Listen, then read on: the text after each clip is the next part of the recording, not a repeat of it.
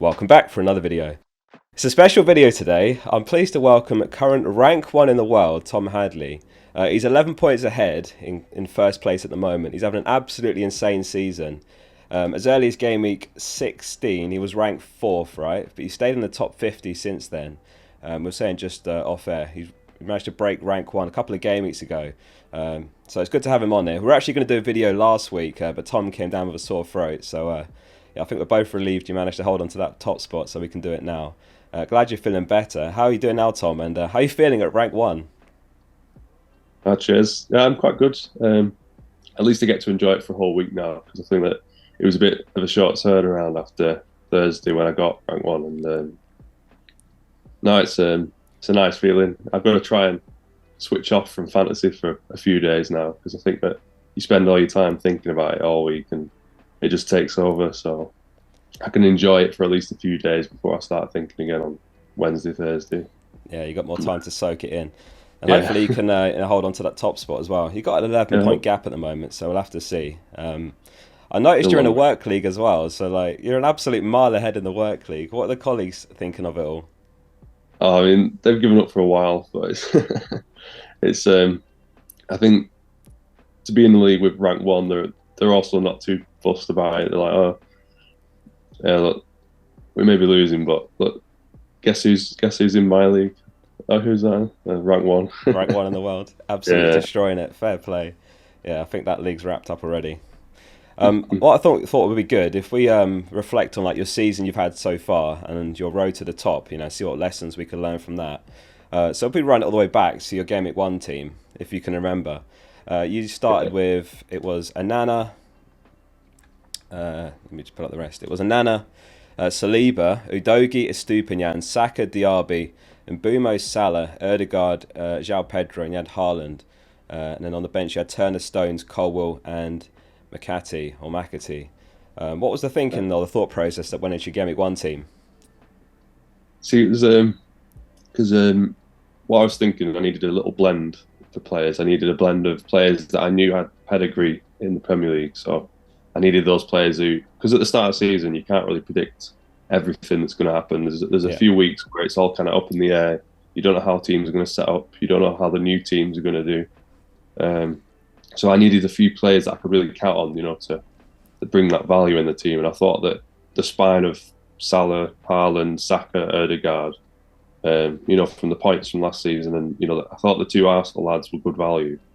I knew that they would bulk the points, and even though they were quite highly owned, that's also a pretty good thing for me, because it meant that you never really fall too far away from the crowd early doors, because that's a risk I didn't want to take. And players like Diaby and I think Udogie from Spurs. Yeah, I included a couple little punts in there, from what I've seen over pre-season, and I saw that Udogie was playing quite advanced, and that it looked like he was going to start, and he was a good price. And Estupiñán as well. I think I had him, didn't I? Another one. He was very well owned as well, so it was kind of one of them. I just trying to be safe and trying to be only restrict my little punts to a few players, and Diaby did quite well. I like the price for him. I think that's why I was up in the air with a few of those sort of price range players. But I went with him in the end. I think that's a quite good way to play. You pick a lot of the template players, and generally they're template for a reason, because they're good proven FPL assets, and then you chuck in a few differentials, like you said. Like Udogie, he started the season very well. Game week 3, he got 12 points with an assist. I don't think I even got that 12 points. Yeah, I had him as well, by the way. He was on my bench. Yeah. Oh, you had him on your bench? I think so, yeah. Oh, I did as well, and he came on for Gabriel, but obviously he dodged that one. He started with Saliba, who obviously started the season a lot better than Gabriel. But I think I had John Stones in my team, and I was unlucky because, it wasn't perfect, the team, because the first 2 games City got clean sheets, and he was injured or out for both of them, so it was a 5.5, and then could have had any other City defender, and I picked the wrong one. So not every single player was a hit. So it just shows you just still got to move on from it. Yeah, like even to be rank 1, you have lots of misses, you have lots of hits, obviously. But yeah, that was a mistake I made. Back in Gameweek 1, I had double Man United mid. So I just had Saka, I think it was, or maybe Saka, Odegaard, Rashford, and Bruno. So I didn't have Salah. So obviously Salah started the season well, so that was costly. Yeah. So yeah, you did well to start the season with 2 premiums. I mean, even now looking at your Gameweek 1 team, it'd be like a decent team for Gameweek 33. So you picked the team really well. Obviously, when Boomer was great, DRB, points across the board. Yeah, nice selection that. Do you watch or follow pre-season results or anything like that? Yeah, I like to keep track. Obviously, you take it with a pinch of salt because the players aren't playing for anything. But it's good to see. You can sort of get a small idea of how they're going to, form up for the season. With those new players, I always very cautious when it comes to new signings. I don't tend to base lots of my decisions off them, but yeah. I think those was Adoji especially was a good one because I think he was a lot cheaper than all the other Spurs defenders, and it looked like he was very promising from the pre-season. So that was my decision from pre-season for him. So yeah, I do take notice, definitely. And so you pay attention to ownership as well, then. So that is something you factor into your decision making. If there's 2 players, you'd generally look for the higher end player just to minimise your downside and kind of chip away at rank. You get a really good idea in those first few weeks of what the season's going to come up like and how players are going to set up, and you can start making your own decisions based off that. After a few weeks, I'd rather be safe for the first couple of weeks, stick with the crowd a little bit, go through proven assets, and then, even if it means a wild card, very early on to get the players that hit in that curve, then that's a nice way to go. I think you can't really lose track. Because if you fall behind massively at the start, although it's not impossible, it's hard to catch up. Oh, 100%. Yeah. I mean, that's how it went for me. I started the season really slow. By Game Week 7, I was about 3 million, and I've only just clawed back top 100k. You actually wildcarded the same week as me, so we both used it in Game Week 7. So yeah, on the subject of wildcard, let's have a look at your team there. So you went with Areola. You switched Saliba to Gabriel, Porro as well, Cash. Saka, Ward-Prowse, Gordon, Salah, Son, Haaland, and Watkins. You had Watkins for his 23-pointer. I got him in for that game. Yeah, he must have been buzzing. Go on, talk about the wildcard then. So I'd had a good few weeks building up to 7. I got green arrows, small ones, got to around 500, and then Game Week 6, I think Newcastle won 8-0, and a lot of people had like Trippier and people like that in, and my rank went to about 2,000. It was a big drop. And there was just a few problems in my team, so I felt I needed to rectify it quick, try and bounce back. And Son was one of the ones that I knew I needed for Spurs, so I tried to build my team a little bit with him in. And then Watkins was a decision that I made based off, he's kind of gone under the radar. People were mourning that he wasn't scoring, but he was getting like 5 points, and he scored, I think, away at Chelsea the week before, and people were selling him after that. And I think his ownership never been as low as it was when I bought him, and I just thought, he's going to start scoring soon, and I didn't expect him to obviously score 23 points straight away, but I just it was one of them wins that just lucky breaks that you need, but it was based off an educated decision that he was going to do better, and I think there's a few of them across the season. I'll say, God, I got pretty jammy with that, but it was educated. For example, my first transfer in the whole season was in Game Week 3, so I waited till 3 and I put Gusto in, and he got 2 assists and a clean sheet first. That was my first transfer of the season. Wow. So I was going to ask, are there a few players then that you, looking back on the season so far, a few players that have been standouts for you, that have been the difference makers? So Watkins sounds like he's one of those. Gusto, your first move of the season. Is there anyone else that's kind of stood out as season-defining transfers? Foden for sure. So everyone was getting De Bruyne that week, and I got Foden because I like the price, and that the main decision was for De Bruyne was me. He'd just come back from injury, and I didn't want to, because there was a double coming up, and everyone knew that. And I didn't want to.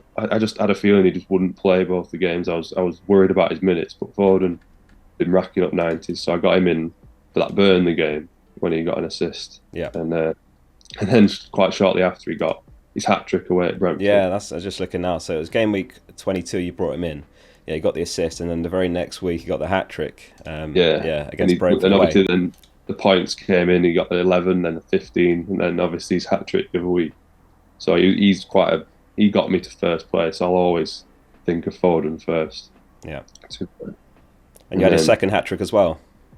yeah, that got me to first place. That one. Wow. So that's a big one. I think Son's another one as well. Because there was a stage in the season where I think he blanked 3 times in a row before City away, and everyone around the top 100 was getting rid of him because they lost patience with him. But I kept him for that City game because I knew that it was only a matter of time, and he likes those games where you don't see a lot of the ball. And obviously, he got the goal, the own goal, and then I think he got an assist as well. Yeah. And that was good. And then literally a couple of weeks later, we got Newcastle at home and got 17 points, and that got me up to 4th place. I think initially that big little swing. So some of those players that I knew had it in them, and I just remained patient with them. Really, that's the thing. I mean, you've made so many sensible decisions throughout the season, and obviously a collection of those has got you to where you are. But you used your triple captain in Gameweek 25, which was, I think, Haaland, which was what most people did. Like everyone else. Yeah, I mean, he did okay. I think he got 1 goal across the 2 games. I can't moan about it because everyone did it, so it's one of them. I'm happy with it. Everyone in the top 100 did it, so it's one of them. It was a logical move, Yeah, you'd want more than 1 goal, but it made sense. And then you free hit Gameweek 29. Any regrets using that? You got 27, no. So you got a green arrow. It took you from 3rd to 2nd, so 1 place green arrow, but no regrets then. No, I have 0 regrets because the free hit for me was not about the week. It was about the weeks around it. I didn't want to rip up my team, and I wanted to save my team, and I was really happy with my team going into that. So some of the transfers that I made before that was literally me setting up the week after. So I got my team in straight, and I think I got Salah literally straight after. Yeah. Getting back, and I got my team ready. So I knew that if I tried to dead end into that week and then, wildcard off the back of that, I didn't need the wildcard off the back of that because my team I knew was fine. Yeah. So I think that's a great way of putting wildcarding back in the players that I've just had. So yeah, the free hit was just a necessity really. It just meant that I could keep going. Yeah, it's a good way of putting it, because when you use your free hit, you get your old team back, whereas obviously a lot of people save theirs, and I'm sure they'll do well in Gameweek 34 whenever they use it, but yeah, you end up stuck with some players that you perhaps didn't want longer term, like your Luton players or Douglas Luiz and so on. Depends what your team needs really. I knew that my team didn't need the wild card. Like I knew that I could carry on the season with the team that I had. Yeah, so that was it. So you've got 2 chips left then. You've got your wildcard and bench boost. Have you got a chip strategy lined up for the rest of the season? I think it's the obvious one. It's the wildcard into the bench boost at the end, I think. So 35 can manage 34 without any sort of chips, and then basically at some point after 34, whether or not it's straight away or just before 37, then I'll do that and bench boost then. I think that's going to be quite popular as well. Yeah, again, like if there's an obvious strategy, like that's clearly worked for you not to overthink it and just do what makes sense. So yeah, I think for me as well, I'm in the same boat. I'm looking to wildcard Gameweek 35, so you can wildcard straight into that double, Spurs and Chelsea players, and then bench boost into 37. Ideally, 14, 15 players that double. So yeah, I mean, how the nerves? Like you have a genuine chance if you can nail down this strategy. You got a chance of winning the whole thing. Are you feeling nervous at this point, or are you feeling quite calm about it at the moment? I'm always nervous about the next week, not the season. I want to just stay in the mix. Like in my head, obviously, I'd like to keep first throughout the whole of the running. But if I drop to second, there's still a big chance of overtaking. Everything can change. Yeah, I could drop right out. Things can change that much. There's lots of matches in only 6 weeks to play. This is a double, so I'm really not getting carried away. If I'm still first after 37's finished, then I'll get carried away. I can't even imagine the nerves if you're rank 1 in Gameweek 37 heading into the final week. But it is your 9th season playing. So you've played 8 seasons. This is your 9th. What would you attribute to your success? this season? Is there anything in particular that you feel you've done differently to do so well this time around? I think there's a couple of things, but the fundamental was a good start. I needed to get off to a solid start. I didn't hit top 100 straight away. That's not what I mean. I didn't have an amazing start. I think I was about 170,000, something like that. Yeah. And then just kept building on that with, steady green arrows and some really good transfers early on. I think the first 4 transfers I hit. I'm not saying that everyone has to be every single one, but I think I got Alvarez in straight away for his 14 points after Gusto, and then I got Botman in when he scored against Sheffield. And I think throughout the season I've tried to be steady with my team. I don't, just because a player might, not score for a couple of weeks or something, if I know deep down that they're a good asset, I will keep hold of them until it's a problem, and I try and just deal with the problems in my team. There's a lot. I look at my team and people get a bit hasty, because they think, oh, such is performing really well, and I need them. But you actually usually got quite a lot of points in your team already, and people get restless with their own players and just always want other players. And I think Douglas Luiz was one of them for me. He's one of them that I really just didn't want to have for my team. Because you just feel like he needs a penalty to score points every time. I got him in for his dodgy last minute assist against Sheffield at home, and he got 8 points. Yeah. And then Burnley was like 2 weeks later. I kept playing him in the home games basically because he gets all his points at home. Yeah. And he got a dodgy last minute penalty, I think it was, in that game. Yes, I remember that. Yeah. And then a few weeks later he played Forest at home, and I was like, this is your last chance in my team, and he scored twice. Got rid of him soon after that, but I stuck with him because I knew there was some good fixtures coming up, and home fixtures in particular. Yeah. So as much as I wanted to sell him, I kept him, and it really paid off because he got me right up in those ranks again that week. I had a really good week that week, I think, when he scored twice. I think I got over 100 points. So I think there's 2 really good bits of advice in there. Number 1 is being patient with a player, because you can fall into the trap of buying a player, and as you say, they blank twice, and you think, oh, I need to sell. But you've got to be patient sometimes with an asset. Give them 4 weeks perhaps, and then decide. But also the other one you said there was fixtures create form. So sometimes you could buy a player and they've got a couple of bad games and they might blank, but the fixtures are still there, and they can still come good. And using your example, Douglas Luiz gets a brace against Forest. Gets a last minute penalty. So I totally agree with that. That's good advice. Yeah, I think especially because there's players like Anthony Gordon as well. He just gets points at home every single game, pretty much. And I got him in for a good run of them. So even if it was against Arsenal at home, I put him in for that, and he scored. I think they won 1-0. Yeah. Then United at home, Chelsea at home. We got points against all those teams, good teams at home.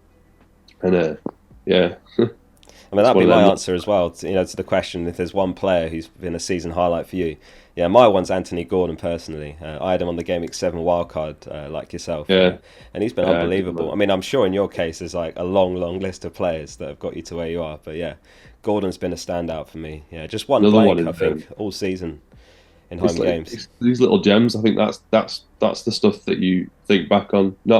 It's not Haaland and Salah. Because everyone's had them all season. It's the others. And like Pascal Gross as well. I had him for a good run of he gets one assist, but he always gets 3 bonus or something like that. That's a bonus point. The bonus points, because I spend a lot of my time looking at stats, key passes, chance created, big chances created in outside the games, and he's one of the ones that really.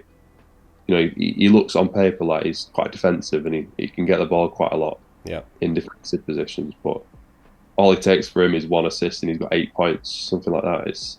It really racks up. And he scored a penalty away at Spurs, I think, when Pedro was out, and I think he got 10 points just for a goal in the loss. Yeah, well, that was my next question actually. Do you pay much attention to stats or expected data? So your answer is you do. That's how you kind of research your transfers and decisions. I think it's not everything. Stats is definitely not everything. you get a lot of good insights just from watching the matches yourself. Yeah. I think that's another big part. Even if it's just on match of the day, you don't have to watch the full match, but you get to see, you see more than just the stats. But stats are 100% part of it, and especially with like the bonus point system. I think it's people moan about the bonus point system quite a lot, but I think when you understand like what they get it for, you can just start looking for that. You can really start picking up these players that just get bonus points like every single time they do something. Douglas Luiz and Pascal Gross, I think they're two at the top in the whole like fantasy for bonus points, and I've had them quite a bit throughout the season, and I like that because there's this feeling where you're just getting some extra every game. On top of it. 100%. It's like an assist, if they get 3 bonus points, there's an extra assist on top in a way. Yeah, literally. So, because there's some players that miss a lot of chances and that affects the bonus. Salah was one when he played Brighton at home. He scored, but he missed millions of chances, and he was never going to get a bonus in that game. Took about 12 shots. Yeah. No bonus. Yeah. So, I think that is it's like weighing up my decisions. Sometimes those players are good anyway. You don't get bonus, you still get a lot of points. But I like those little extra ones, and I'm always looking at attacking defenders because the clean sheets this season they're just dried up apart from Arsenal. I try and look outside the box with that.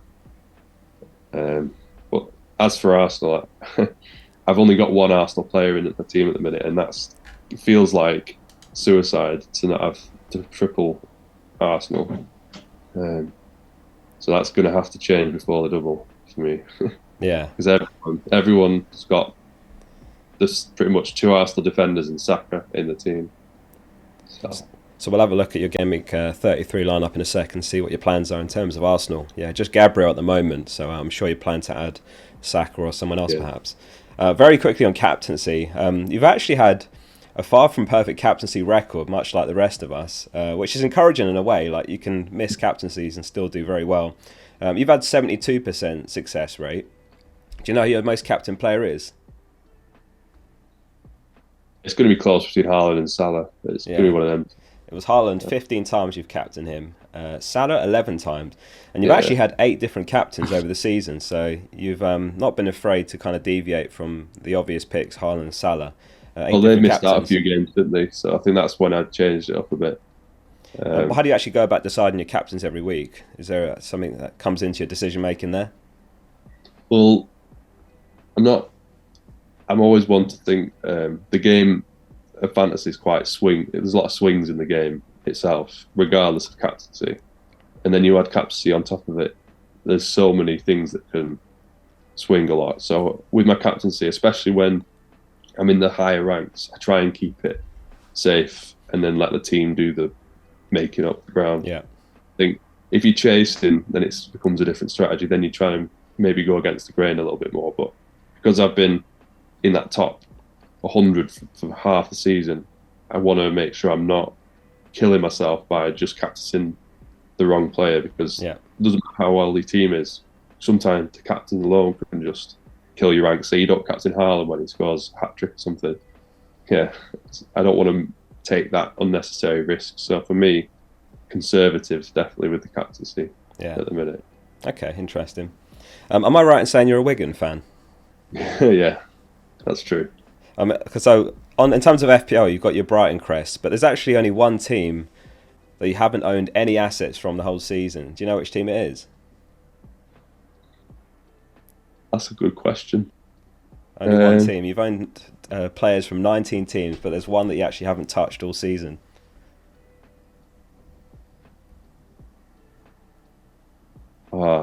See, I probably could work this out. The first ones that you might come to your head is like Sheffield United, but you've had Archer. Everton, is it? It's Everton, yeah. You've not had any Everton players all season. That's the only one. You've had players from every other team, which is quite interesting. Well, yeah. If you could pick a Wigan badge, I'd put a Wigan badge. But obviously, we're not there anymore. Hopefully, one day you'll be back. Hopefully, yeah. Should we talk about your Gameweek 33 team then? Let's have a look at your team selection for next game week. So you've got Let me pull up the screenshot you sent me. You've got Leno in goal. So you've got Leno captain on the screenshot here. Obviously, he's not going to captain Leno. He's keeping his cards close to his chest. So, yeah, don't tell us who you're captaining. I don't blame you, by the way, for keeping that secret. You've got Aït-Nouri, Van Dijk and Gabriel in defence. Salah, Son, Palmer and Foden midfield. And you've got Darwin, Haaland and Solanke up top. So you've got Sarabia, Zabarnyi and Doughty on the bench. So you got one free transfer, nothing in the bank, right? So what's your current thinking at the moment for this week and the next couple? I'm a little bit worried this week, but I've got to trust the team. Like there's a process for the next couple of weeks to manage it. There's a few teams that have really good doubles that have maybe quite poor matches this week. So I've got to weigh up what I want to do. The Arsenal's a problem, not having triple Arsenal. Even Villa at home, any game at the minute, Arsenal are doing well. Yeah, especially that defence. But Leno's one of them as well. I'm kind of sick to death of him, but I just can't find a reason to get. I'm not justified transferring him out yet. I feel like a keeper transfer is not like a different transfer. I need a full reason to do it. So I've just kind of kept him in since the wildcard, literally all season. Yeah, and he frustrates me. He was so close to keeping a clean sheet the other day, and then he had it disallowed, and then they scored straight after that. I thought once they got it disallowed, I was like, he might actually get it, and then he can't disallow another goal for Newcastle. So that is a problem. I've been thinking about it, but I just still can't justify it. I'm just going to try and, the team doesn't look too bad. No, it doesn't. To be fair, it's just a differential at my rank. Yeah. So it's considering that maybe. Everyone's got Saka, so I'm definitely afraid of him. Foden's another good one. Like some of them have got him, some of them haven't. Yeah, I mean, a lot of people have sold him, and a lot of people that aren't free hitting 34, don't have him. But yeah, it's getting your transfers in the right order. It's a very template team, my team, in the top 100. I think about 7 of them players, a lot of the top 10 have got. The triple Liverpool is basically worth nothing to me anymore. Haaland, obviously. Then you've got Palmer, everyone's got him. The whole of the top 100, basically. Yeah. Solanke and is another one that they've still all got. Gabriel, obviously, they've all got. Yeah. So it's them basically trying to make up the ground with the next couple of spots, and Son is one of them. So it's whether or not, Newcastle away is not a bad fixture for him, I think. I agree. Yeah, does well in those sort of games, and is it really worth taking him out for this last game before? That's part of me thinking. So I'm gonna have a real think about it later on in the week. I'm gonna not think about it for a bit, but yeah. So as it stands, then you've got 3 defenders, 4 including Zabarnyi that double in 34, and you've got Salah, Darwin, Solanke. So I think is that 6 or 7 that double at the moment. Yeah, I mean, I really went backwards on myself in my transfers last week with taking Saka out. But the way I looked at my team was I had Saka and Watkins, who I wasn't sure if they'd start. Right. I had Foden. I just found out that Foden was benched, so I had those 3 players all potentially missing out, and no Haaland. Yeah. And I was really kind of worried that was going to kill my rank, so I needed to rectify it. And no one's got Watkins really in the top 100, so I knew that was a safe bet. I'm not as bothered about losing his 13 points. That wasn't a big deal. It's the Saka one. That was the big one. Yeah. I didn't want to get rid of Son for Forest at home, so it was between Saka and Son. I mean, the transfers I put in were good. They both scored. Yeah, I was going to say they both scored at least, so it could have been a lot worse. Double figures like the other 2. And now I'm left with one less doubler. I've still got Sarabi, but I've got one less Arsenal player, and that's a big one. So it's going to have to decide about how I get those in and when, whether it's this week or next week. Well, I wouldn't dare make any suggestions because I don't want to influence you, but yeah, your team looks nice, to be fair. So I look forward to seeing how you get on in the remaining game weeks, the rest of the season, especially the wildcard and bench boost. So best of luck with that. Thanks for coming on, Tom. Really appreciate you coming on to have a chat. If anyone wants to follow Tom, his username's on the video, but for all your listeners, it's POWASHOWA, Power Shower? Also known as Power Shower. Power Shower, yeah, okay. Don't ask. It's been there for a while. Well, I appreciate you coming on, Tom. Thanks for taking the time to chat to us. Best of luck with the rest of the season. And yeah, Yes. we're all behind you, so good luck, mate. Thank you very much. Cheers.